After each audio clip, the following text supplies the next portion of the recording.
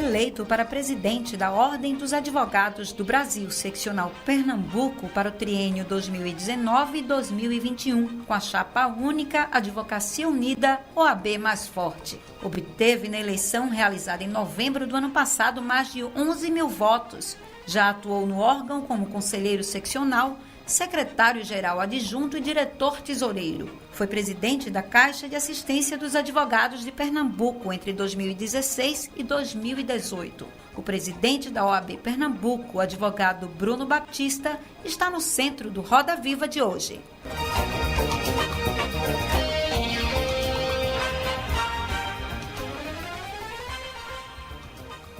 Olá, muito boa noite, obrigado pela atenção, você que nos acompanha, você que a partir de agora acompanha o Roda Viva Pernambuco. A gente fala para todo o estado de Pernambuco através do canal 22, TV aberta. Você pode acessar também pela NET, canal 15, pela Sky você nos acompanha no canal 322. Para o interior do estado a gente fala para Caruaru, todo o Agreste Setentrional pelo canal 31 e todo o Agreste Meridional pelo canal 25. Pelas mídias sociais, também você acompanha o Roda Viva Pernambuco. Pelo Facebook, é só você acessar o meu Facebook, Aldo Vilela Oficial, a gente transmite ao vivo, o Facebook oficial da TV Nova, TV Cultura Pernambuco, e claro, a sua participação pelo Instagram, a sua participação pelo Facebook, dando sugestões. Lembro a você, telespectador, que dentro do possível nós vamos atendendo ao seu pedido. O Roda Viva Pernambuco vai ao ar todas as terças e hoje, gentilmente, atendendo, claro, a pedidos, nós vamos conversar, sabatinar, entender um pouco sobre a OAB, a Seccional Pernambuco, trazendo o presidente Bruno Batista. Conosco, aqui nos estúdios do Roda Viva Pernambuco, para conversar com o presidente da OAB, o jornalista Jairo Lima. Jairo representa o blog da Folha e já veio por diversas vezes aqui no nosso Roda Viva, também presente essa noite para conversar com o presidente Bruno Batista. Para conversar conosco também, o advogado, especialista em direito previdenciário, Almir Reis. Doutor Almir também, por outras oportunidades, já esteve aqui no Roda Viva Pernambuco e vai interagir com os demais colegas, bater um papo, evidentemente, com o presidente da OAB, para tirar dúvidas para os advogados também, que estão acompanhando, né, todo o nosso programa. E, claro, vai aprofundar um pouco mais temas relacionados à Previdência. Para conversar conosco também, o procurador do Ministério Público de Contas do Estado de Pernambuco, doutor Cristiano Pimentel. Então, o Cristiano também já esteve aqui em outras oportunidades, gentilmente, mais uma vez, marca presença conosco hoje. Ângelo Castelo Branco, também compondo a mesa, compondo a nossa roda aqui de entrevistadores. Ângelo também já habituado Roda Viva Pernambuco.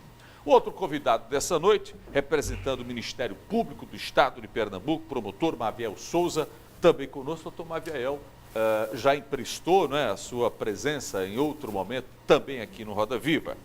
E diria que o debutante, o estreante hoje aqui na bancada, doutor Marcos Alencar, advogado, especialista, né, em leis trabalhistas, é o nosso convidado.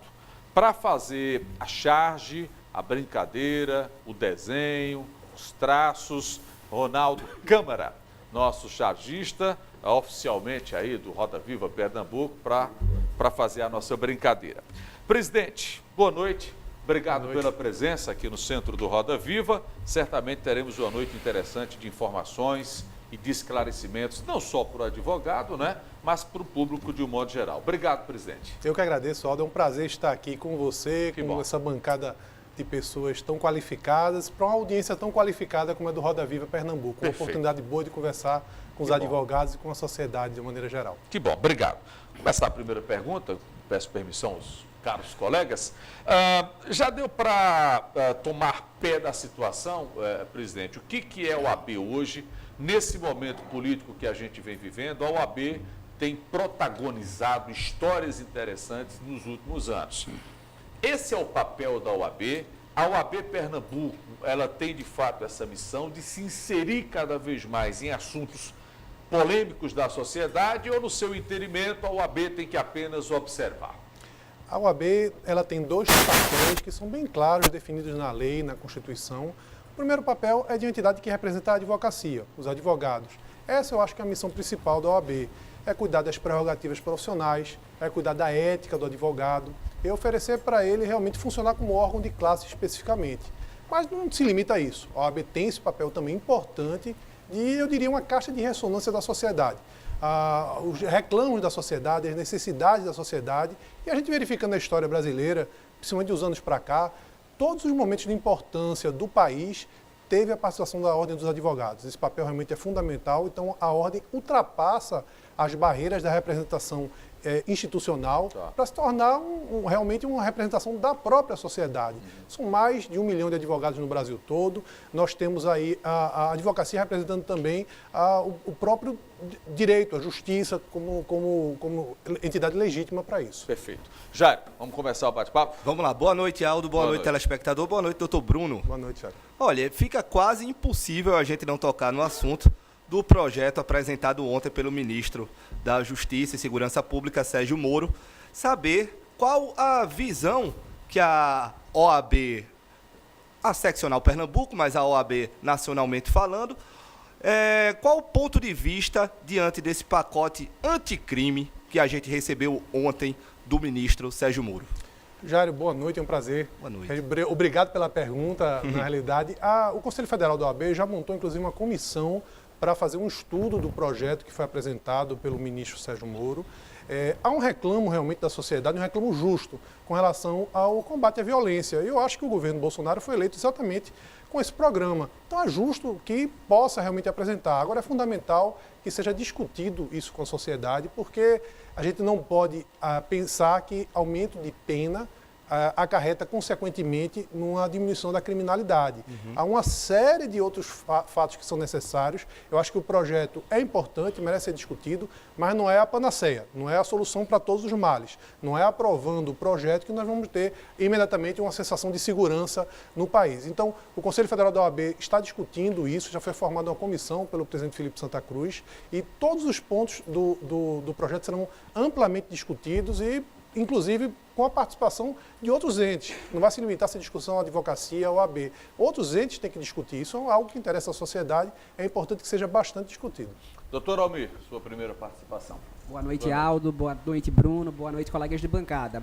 Bruno, o teu grupo político ocupa o poder na OAB desde 2006. Passou por Jaime Asfora, Henrique Mariano, Pedro Henrique, e agora chegou a Rony Duarte, e agora chegou a tua gestão. Temos aqui em Pernambuco aproximadamente 35 mil advogados inscritos, o que, se todo mundo tivesse adimplente, pagasse em dia, daria uma arrecadação de mais ou menos 30 milhões. É um dinheiro substancial, muito mais do que arrecada boa parte dos municípios aqui de Pernambuco. Queria saber de você o que é que tem sido feito com esses recursos da OAB, o que é que tem sido feito em termos de transparência e como estão hoje as finanças da OAB aqui de Pernambuco. Boa noite, Almir. Obrigado aí pela pergunta. Isso é muito importante para que possa esclarecer tanto o advogado como a sociedade. Na realidade, a arrecadação da OAB não chega a isso, em primeiro lugar, por conta da própria inadimplência, que infelizmente acontece e que não é algo que a gente toma todas as medidas visando o controle, porque funciona mais ou menos como um condomínio.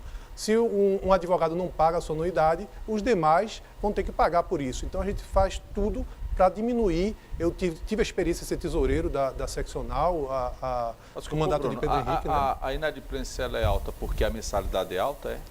Não necessariamente, Aldo. A anuidade, principalmente para o advogado que está iniciando, termina sendo realmente de um valor elevado. Hoje, a anuidade da OAB Pernambuco começa em R$ 840 para pagamento parcelado e R$ 750 à vista.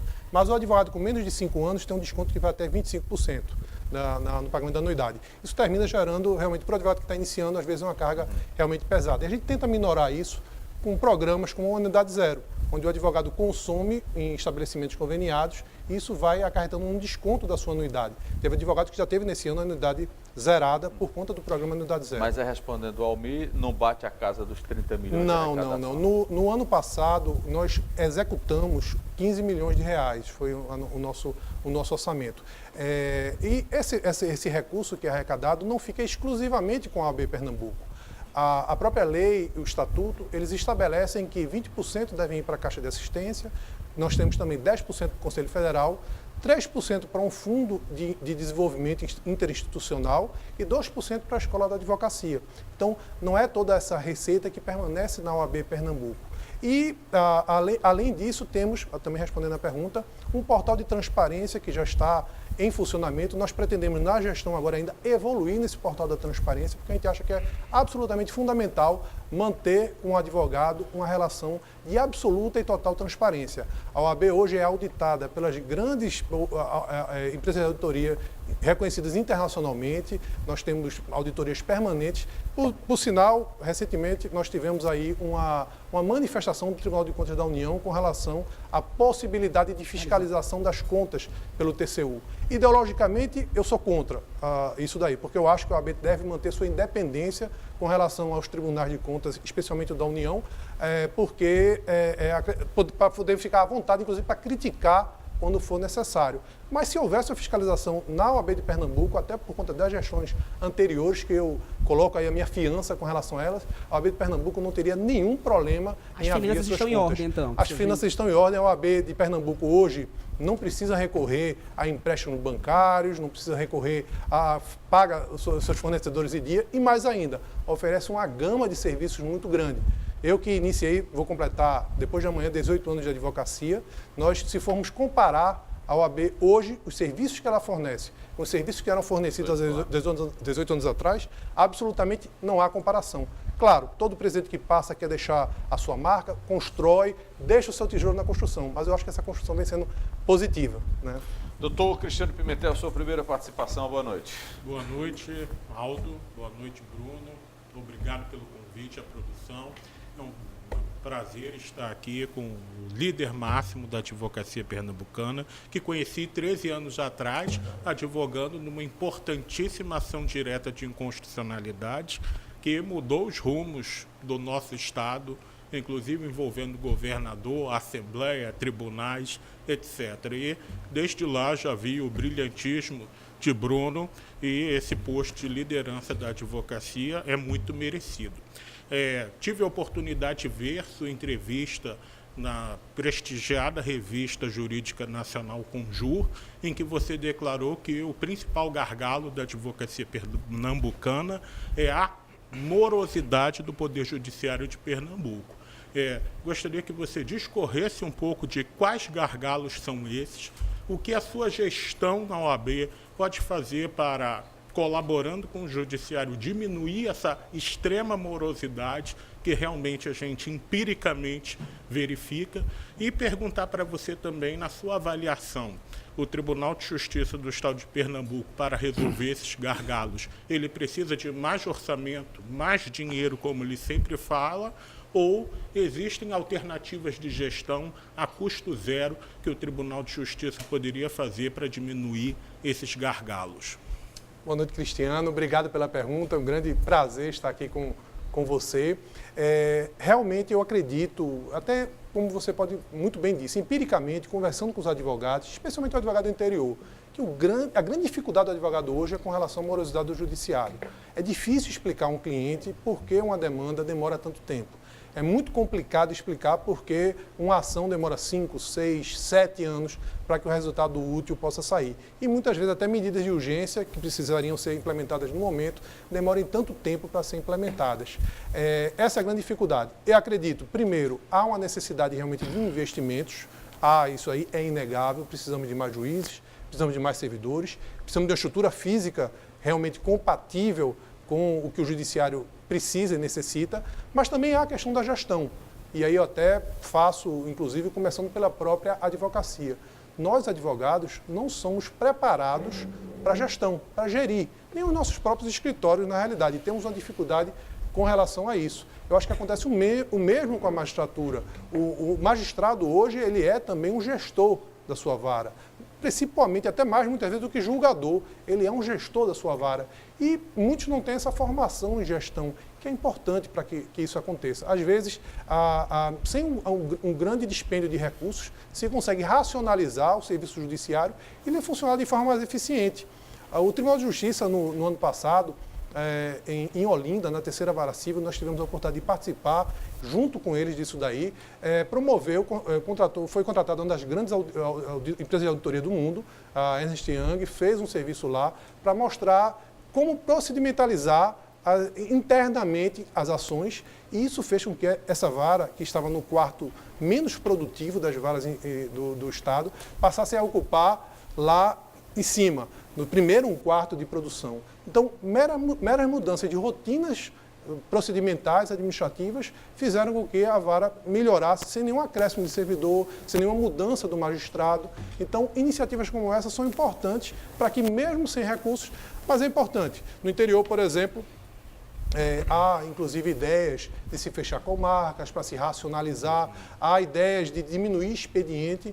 Nós achamos que isso não é bom, porque isso vai afastar o jurisdicionado do Poder Judiciário, que é tão importante. A Constituição de 88 deu uma importância tão grande ao Judiciário e ao Ministério Público, e é importante que esses entes estejam próximos à população, que o jurisdicionado realmente encontre proteção no Judiciário. Então, o fechamento de comarcas ou a diminuição do horário de expediente vai causar prejuízo. Mas eu acho que, além de recursos, gestão é fundamental. E o Tribunal de Justiça, você sente que ele é receptivo a essa colaboração que a OAB quer fazer com esses procedimentos?